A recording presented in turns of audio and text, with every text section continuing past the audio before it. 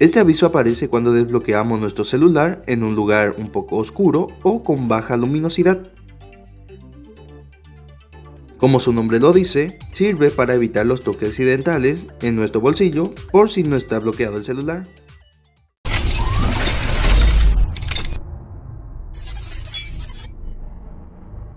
Muy buenos días, tardes o noche, gente de YouTube. En esta ocasión les estaré enseñando a cómo desactivar y activar la protección frente a toques accidentales.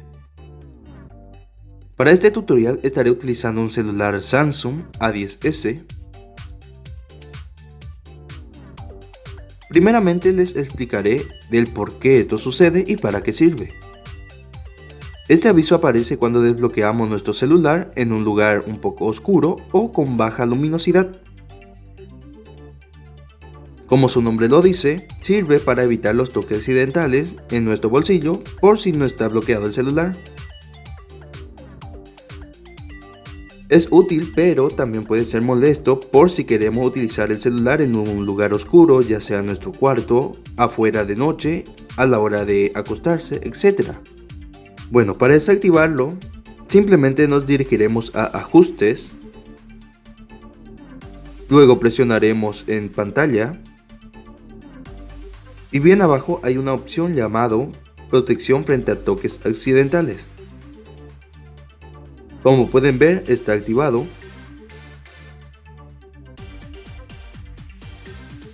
Por esa razón nos aparece el aviso.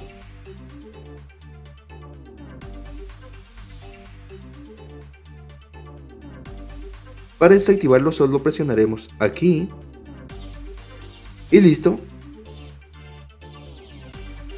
Ya estaría desactivado. Y bueno, hasta aquí el video de hoy. Si te gustó, si te sirvió, dale like, comparte y suscríbete para más contenido. Cualquier consulta o si no entendieron algo me puede escribir en la caja de los comentarios, como también así si necesitan alguna otra indicación útil. Abajo encontrarán mis redes sociales por si quieren pasar a dialogar un poco conmigo. Eso fue todo, hasta luego.